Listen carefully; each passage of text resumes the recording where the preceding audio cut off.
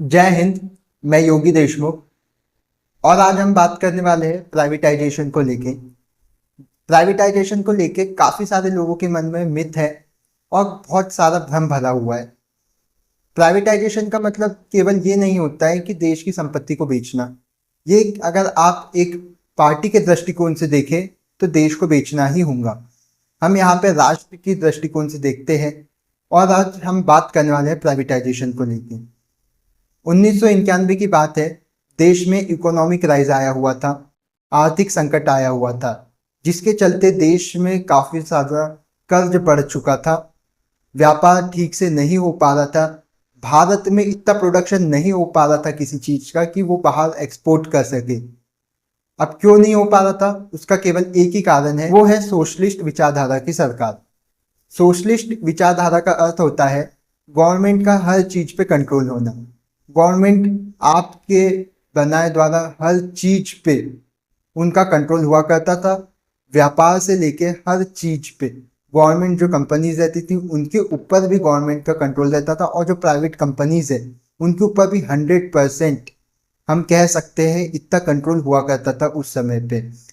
तो देश में व्यापार करना काफ़ी ज़्यादा मुश्किल हुआ करता था। अगर आप नया व्यापार खोलना चाहते हैं तो उसके लिए आपको काफ़ी सारी परमिशंस लगती थी, जो कि उस समय पे निकालना काफ़ी ज़्यादा मुश्किल हुआ करता था, जिसके चलते भारत में बाहर की कंपनीज आके इस्टेब्लिश नहीं हो पाती थी और भारत की इकोनॉमिक ग्रोथ है वो काफ़ी कम होती थी, जिसके चलते हमें बाहर से इंपोर्ट कराना होता था और जिसके कारण हमारे देश पे कर्ज बढ़ता चला गया। सोशलिस्ट विचारधारा की सरकार होने के कारण देश पे काफ़ी सारा कर्ज बढ़ गया, ना ही इकोनॉमिक ग्रोथ हो पा रही थी, ना ही लोगों को व्यापार करने का एक हिम्मत मिल पा रही थी सरकार की ओर से कि वो व्यापार कर सके और इकोनॉमिक ग्रोथ में अपना संपूर्ण योगदान दे सके। लेकिन उस समय के दृष्टिकोण से देखा जाए तो सोशलिस्ट विचारधारा बिल्कुल भी गलत नहीं थी। पंडित जवाहरलाल नेहरू जी जब बाहर के देशों में भ्रमण करते थे तो देखते थे जो देश डेवलप्ड है या ग्रोथ हो रहा है तेजी से, उसमें सोशलिस्ट विचारधारा की सरकार हुआ करती थी। उस समय के दृष्टिकोण में देखा जाए तो सोशलिस्ट विचारधारा 100% सही थी, परंतु समय के साथ बदलना काफ़ी ज़्यादा जरूरी है, जिसके चलते भारत को बदलाव करने में काफ़ी ज़्यादा समय हो गया था और जिसका परिणाम हमें इकोनॉमिक राइज देखने को मिला। इकोनॉमिक राइज के कारण बाहर की कंपनीज आ नहीं पा रही थी, ना ही एक्सपोर्ट कर पा रहे थे हम, ना ही इम्पोर्ट हो, और इम्पोर्ट ज़्यादा होता था। तो इसी का समाधान निकालते हुए 1991 में हमारे जो फाइनेंस मिनिस्टर थे मिस्टर मनमोहन सिंह जी, उन्होंने एक ऐसी पॉलिसी लाई जिसे हम एलपीजी के नाम से जानते हैं। एलपीजी का मतलब होता है लिबरलाइजेशन, प्राइवेटाइजेशन एंड ग्लोबलाइजेशन। इसका मतलब होता है कि देश की जो गवर्नमेंट प्रॉपर्टीज़ है, गवर्नमेंट कंपनीज है, उन्हें प्राइवेट लोगों के हाथ में दे सके, ताकि प्रोडक्शन और जो चीज़ें हो रही है जिस पर गवर्नमेंट नियंत्रण तो कर रही है, लेकिन उसको उपयोगी बनाने में केवल ज़रूरतें पूरी करने के लिए नहीं, बल्कि भारत के बाहर एक्सपोर्ट करने के लिए भी उसे ज़रूरतों को पूरा करने के लिए उसे प्राइवेटाइज करते गए। और 1991 में 1991 में ये पॉलिसी के द्वारा ही आज भी प्राइवेटाइज करते जा रही है सरकार। इसमें ना ही किसी सरकार की गलती है और ना ही किसी और की कि प्राइवेटाइज करते जा रही है, और इसका पैसा गवर्नमेंट फंड के अंदर जाता है।